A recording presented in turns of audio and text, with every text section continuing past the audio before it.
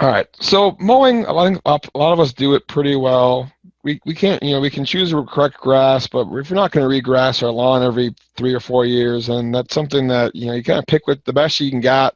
You put some time and thought and effort into getting a good grass, you seed it, and you hope you don't have to do it again for 10, 15, 20 or more years. But the thing that's still kind of confusing to a lot of people is how do we manage the water properly? One more question from Nicole before we get into water. If we want to bag clippings to use as mulch, when would be a better time of the year to bag the clippings and when to return them if you don't want to bag them all year long? If you don't want to bag your clippings all year long, the times I would definitely say return June, September, and into October because of some issues with fertility we'll talk about in the fertility section. In the middle of the season, if it's being watered, that grass is probably growing pretty rapidly. If it's not being watered, it might slow down because of drought. But we don't need that much fertilizer turnover during that time of the year, so that would be a good time to bag if you really do want to bag. The soil doesn't release a lot of fertilizer in late May, early June. It's generally more of a soil fertilizer suck than it is giving it back to the grass, and so those are times where adding the fertilizer from the clippings would be best. So let's talk about that a little bit more. Talk about our water and our nutrient applications. First question is, why do we water? And, in California, people are talking about how do we get rid of our lawns because they use all this water, and I go to all the golf courses and I see them watering all the time, and, we didn't have enough water because of this big drought that's finally ending this winter. And, we kind of forget that plants need water, and they need water really to cool themselves off. So if we're trying to, trick a grass to use less and less water, we're making that grass hotter and hotter and hotter. So 98% or so of the water grass uses is actually to cool itself off. It's not really for metabolism or growth. So if we cut the water off, that plant gets very hot and, it dies. That's why when you go to Memorial Stadium in the summertime, go in the field, it could be 140, 150 degrees because there's no water transpiration going to cool that field off versus a natural field might be 90 degrees in the same kind of growing condition because the water is allowing that plant to cool itself off. So we can't just get rid of the water. Plants breathe. Sure, you know that for all other plants, but they have these cool stomata. This is an actual grass stomata on the bottom undersides of the leaves. So when it's sunlight, in this picture, it's taken in a vacuum. So in the vacuum, it slams shut to do this picture. But in normal conditions, sunlight, these stomata, they open wide up, they let wide open, lets air and gas exchange into the plant, but then water is going to be going out of the plant, and that water going out is going to cause cooling, and so we need to replace that water. And so for that plant to breathe, it also has to lose water. If it's in a drought environment and it's holding on to its water, the plant is essentially holding its breath. If it's holding its breath, it can't make sugar, and it's slowly going to die. So there's a lot of things impacted by just trying to say, let's get grasses that use less and less water because these issues come up. It can't cool itself, and it can't breathe.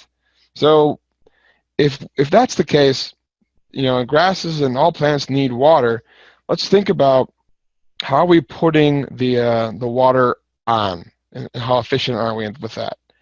And so we can rely on natural precip. And down in the southeast corner where you're getting over 30 inches of rain a year, maybe you got enough water there for the most part to keep that grass looking good. But we go into the central part here, we're only getting about 20, 24 inches. And you might think that's still not a lot of water, but it all comes down to timing, right? If you get 4 inches in a thunderstorm and a bunch of it runs off and doesn't really go into the soil, that's kind of a misleading number. Then you go out into the panhandle and you're looking at under 16 inches of water coming down naturally, and you have very, very high losses. You can see that we rely on irrigation for that grass to sustain itself. Here's kind of a map again showing how much water is lost in terms of inches. And so on average, the state averages about 20 inches of water lost to the atmosphere through evaporation. But it can be, a lot higher than that, depending on, where you are in the state. And so even though we might think 30 inches of rain is good, some of it may not get absorbed properly or quickly and recharge the soil, or is it a temporal issue? Is that all coming in the spring? That doesn't help me out in July, right? Or is it all coming in September? Well, September rains aren't going to help me out next season, right? So there's these temporal issues that make sure that we have to rely on a little bit of water to keep our grasses around. But they don't need us all 100%. Plants do have ways to resist drought stress. One way to do it is to avoid drought stress. And so you can see this grass here, it's got tons of roots. Having a lot of roots means it can extract as much water from the soil as that soil can hold. This grass over here, you can see all the grasses around it are going pretty tan colored in the droughts and heat stress.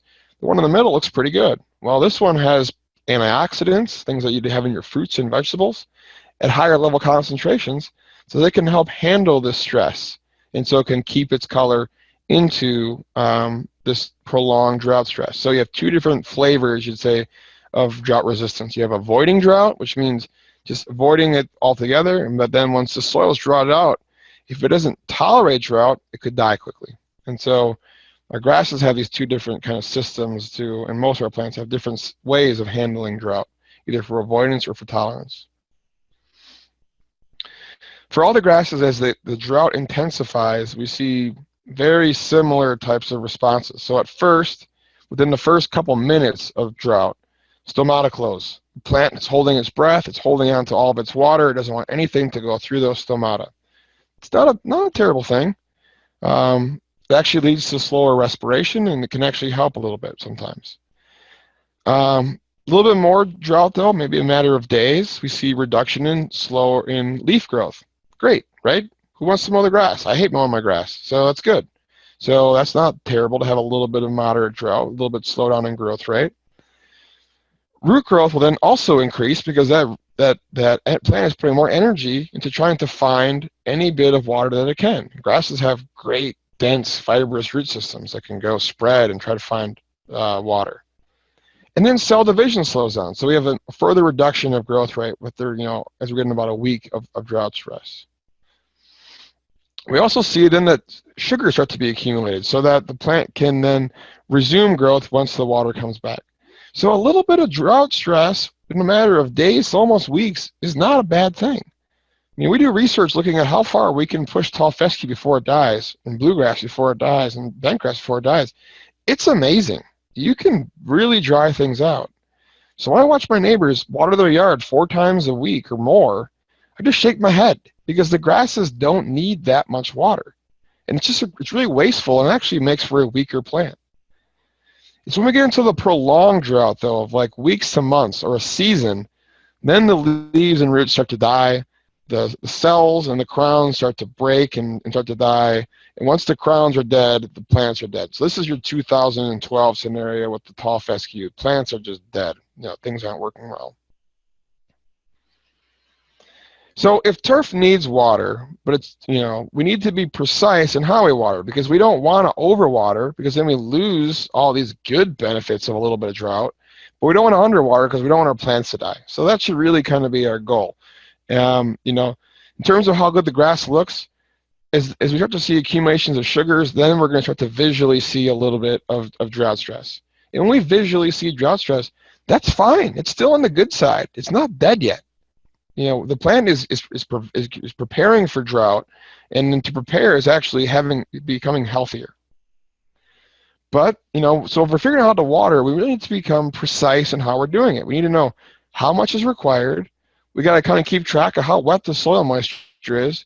And then when the grass is starting to get on the edge of being a little bit too dry and we got to actually apply water, we need to make sure we're putting it where it needs to be, and we need to make sure that it's uniform within that soil. So some irrigation basics. One of the questions I hate more than anything in the world, especially for my professionals, which I still hear way too often, is how many minutes should I run the irrigation on, say, my putting greens? I have no idea. Maybe it's 10 minutes, maybe it's 2 minutes. Depends on your system. It depends on if it's hot out or sunny out or windy out, what kind of grass you have. Do you have shade? And so I just absolutely hate that question. It's like, you're a professional. You should know. You should be able to take all those factors and figure it out yourself. And that's because in season, the amount and frequency of irrigation changes. So when irrigation guy comes to your house and turns on your system and says, all right, well, this is good for the year, it's like, how can you possibly know that? But they got to set to something. And so they ended up usually setting to overwater because you don't want it to be, they don't want to get called back because it's underwatering.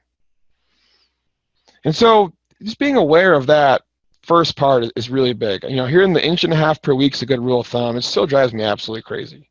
But, if you needed some kind of a rough number, 1.5 inches a week in Nebraska, if we didn't get any rain, that's how much, on average, the grass is going to need. It could be 2 inches a week. It could be 1 inch a week, depending on if it's cloudy or the humidity or the wind. But on average, it's going to be about 1.5 inches a week. If we under-irrigate, again, we go from great-looking grass to wilt. This isn't bad. This grass is still plenty alive. It is still plenty healthy. I'm not that worried about it. I'll add a little bit of water, and it will cover nicely. But then we take it a little bit too far. We get those long-term, month-long or longer droughts, or we have a month-long drought, and we're continuing to play softball on it, and then this goes to this. And then we have issues with weeds and things like that. So underwatering, some of the issues with it, well, we get that slow growth, we see an increase in plant health, but then we do see some wilt. If we're maintaining the turf for a field, that could be a liability. Now with more and more concussion awareness, keeping an athletic field on a drier side could be a problem. If you have a lot of kids playing in your yard, keeping it too hard, you could be opening the door to maybe someone saying your lawn was too hard. I mean, Nebraska, maybe not. New York, maybe. Right? You know how it is up there versus down here. And then we see a slight increase in susceptibility to insect pests. But again, insect pests in turf are not that common. Most of our problems, though, come from excessive irrigation. Thatch. If you have a lot of thatch, you are over-fertilizing your lawn. That's simple. Or overwatering your lawn. So you can see I got too much water going on here. I'm getting this great thatch layer forming. It's a really good indicator that your lawn is overwatered. I go to my newer house, look in the backyard. It's got like 1 inch of thatch. Look at how they were watering, and I shake my head because I know they put way too much water on, and it led to this thatch layer. In Nebraska, our tall fescues just get destroyed by brown patch in the summertime. Again, excess water is intensifying this. We'll probably still have a little bit if we didn't overwater, but if we overwater, then we're really going to have a lot of this brown patch. For the most part, superficial. It's not going to kill the grass. It's going to, grow out of it when it cools off, but it doesn't look very good. So if you're trying to minimize this without spraying a bunch of pesticides to keep it under control, just watching your water is going to be the most important thing you can do. If we keep it really, really wet, some of our desirable grasses will start to disappear, and we get algae and other weeds like annual bluegrass and other types of water-loving weeds come into the picture. Here's annual bluegrass again. You'll notice it by these seed heads that pop up even at very low mowing height. It's a lime green color, comes in bunches, and it's really problematic and annoying weed to deal with. So there's a whole lot of bad reasons why we don't want to overwater. I mean, leaching out nutrients, the soils are wet, and believe it or not, plant roots need oxygen. It's funny, my grad student roommate when I was in grad school was a smart guy. He's an astronomer, and he was on a team to build a boat to put onto the moons of like Jupiter and on like the methane seas. And he was talking about putting plants onto Mars and how great this is going to be and how we can colonize Mars. And you forget that those plant roots on Mars need oxygen, at night, or they're going to die. And it just totally just like blew his mind because they forget that plants need oxygen. So too much water, shallow rooting, lack of nitrogen, thatch accumulation, algae, lots of issues, disease, and just a big waste. It's really expensive and just stupid to waste the water, to water your lawn when it doesn't need it. I think we had a question pop up, so let's take a look at the old chat here. Question we had from Robin was, how many times of drought stress per season can a lawn take? It's probably not really a set number. what we usually like to do is you kind of just watch for the drought stress to start to show up, and then we'll add a little bit of water and kind of bring it back. And so it kind of goes on the edge of stress, and then we water it back and it recovers, and it goes on the edge of stress and comes back and recovers. Ultimately, if the season went on for a long, long time, that might, very, very, very severe drought stress could become lethal if you didn't let it fully recover. But if you let it recover, it's going to build up those sugar reserves again, and it's going to be able to take it. So I wish I could give hard numbers, but that's kind of the whole story of this whole seminar today. Is like a lot of the hard numbers, they're not real. We talk about 4 times a year is the goal for fertilizer, 1.5 inches a week, or you always mow at 3 inches or whatever. Like, those numbers really aren't that defined, unfortunately. And so you have to kind of just be a little bit aware of what the grass is doing, and then kind of make decisions based on that. So we need to kind of know how much water is being lost, and to really become effective and be precise in how we're watering. We term this evapotranspiration. It's a mix of evaporation, which is the soil drying from heat, and transpiration, which is the plants using water and losing water to cool itself off. And so I always ask people when I have like a live audience to say, what are the most important parameters for determining how much water the grass will use? And I'll say, is it humidity, wind speed, temperature, or sunlight? Inevitably, the number 1 answer is always humidity. Number 2 is always wind speed. 3 is temperature. 4 is sunlight. And that's completely backwards. The most important factor for how much water the grass is going to use is dependent on sunlight.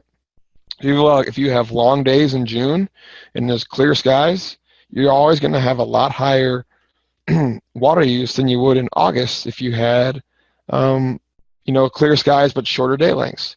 So just think about that when trying to figure out, how dry is it, how hot is it. Temperature is going to be important. Wind speed and humidity, they kind of work interestingly. If it's really windy and really dry, yes, you're going to have the greatest potential for water loss. But if it's really dry and not windy, you still have a pretty high potential for water loss. So in western Nebraska, that's why we always see high water use numbers, because it's not much humidity out there.